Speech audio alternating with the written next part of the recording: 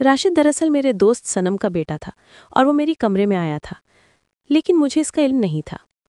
जब मैं सो रहा था वो मुझे खिड़की से देख रहा था। मैं उलझन में था। आगे क्या होगा? वो कमरे में मेरे बिल्कुल सामने खड़ा हुआ और बोला, आंटी मैं आज सब कुछ करना चाहता हूँ। मैं घबरा गया। उसने मुझे एक सख्त बोसा दिया। मैं बिस्तर पर गिर गया और वो मुझ पर था और मैंने शिद्दत से उससे अपना मुंह हटाना चाहा। मेरा नाम सहर है। सनम मेरी टीचर थी। मैं अक्सर उसके पास जाता था क्योंकि मैं भी एक तालिब-इल्म था। मुझे अक्सर मुख्तलिफ असाइनमेंट्स मुकम्मल करने के लिए उसकी ज़रूरत पड़ती थी। सनम बहुत अच्छी दोस्त बन चुकी थी। मैं अक्सर रातें सनम के घर गुजारता था और कभी मुझे लगता कि सनम का बेटा राशिद कभी मेरी तरफ देखता है और कभी मेरी तरफ देखे बगैर मेरे जिस्म को देखता रहता है। शुरू में मुझे शक होने लगा।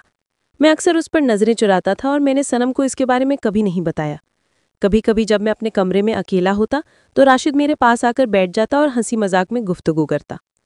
और आज का दिन मेरे लिए खास होने वाला था। मैंने कभी सोचा भी नहीं था कि ऐसा लम्हा मेरी जिंदगी बदल देगा। राज, सनम का बेटा, नाकाबिले यकीन हद तक मज़हका और उसका अकलौता बेटा था। उसके पास बहुत पैसा था और वो अक्सर अपने पास मुख्तलिफ चीज़ें रखता था और वो मेरे घर भी आता था। मैं नहीं जानता था कि उसने मेरे घर में मुख्तलिफ चाबियां रखी हुई हैं और अक्सर उन चाबियों के जरिए मुझे देखता रहता था। मैं अभी तालिब-इल्म था और मेरे घर वाले कभी घर होते, कभी दूसरे शहर चले जाते, लेकिन मेरे बड़े होने की वजह से मैं ज़्यादातर वक्त घर पर ही रहता था। अब मैं एक तालिब-इल्म था, इसलिए मैंने अपना ख्याल रखा और राशिद अक्सर मुझे इन कुंजियों के जरिए देखते रहते थे। मैंने कभी सोचा भी नहीं था कि आज जैसे ही मैंने अपनी दोस्त अनम को बताया कि मुझे एक किताब की ज़रूरत है, उसने कहा ठीक है, मैं राशिद के जरिए भेज दूंगी। मैं नाकाबिले यकीन हद तक खामोश था। राशिद आ रहा था। राशिद मुझे अजीब नज़रों से देख रहा था और वो शुरू से ही मुझ में दिलचस्पी रखता था। लेकिन अब मैं ये सोचने पर मजबूर था।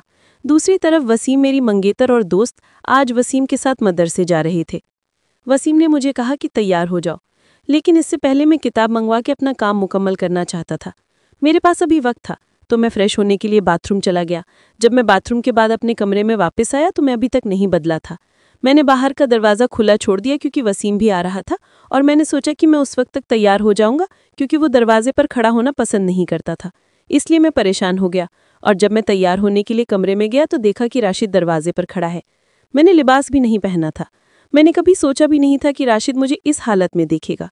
राशिद की नज़रें पहले ही शदीद थीं, लेकिन आज वो खुद पर काबू न रख सका और इसकी तरफ बढ़ा। मैंने उसे वहीं रखने को कहा और मैंने अपने कपड़े लेने की कोशिश की, लेकिन राशिद ने मेरा हाथ पकड़ लिया। आज नहीं आंटी, मुझे आप बहुत पसंद है। ये सुनकर मैंने कहा कि हटो, ऐसा मत करो, जिस पर उन्होंने जवाब दिया कि नहीं, कुछ भी हो जाए मैं खुद बर्दाश्त नहीं कर सकता। और उसने मुझे दूर धकेल लिया।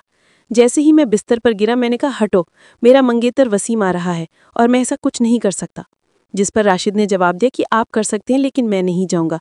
आज आपको मेरी बात माननी पड़ेगी। अगर आपने ऐसा नहीं किया तो ये बहुत संगीन होगा। ये सुनकर मैं बहुत परेशान हुआ। मैंने राशिद से कहा कि वो एक तरफ हट जाए।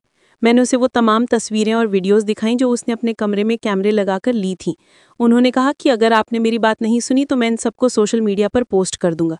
मैंने कहा कि आज रहने दो, आज ऐसा कुछ नहीं हो सकता। मेरी मंगेतर आ रही है, इसलिए खुदा के लिए तुम पहले चले जाओ, फिर जो चाहोगे हो जाएगा। मैं तुम्हारी हर बात मानूंगा, जैसा तुम कहोगे वैसा ही करूंगा, लेकिन आज कहा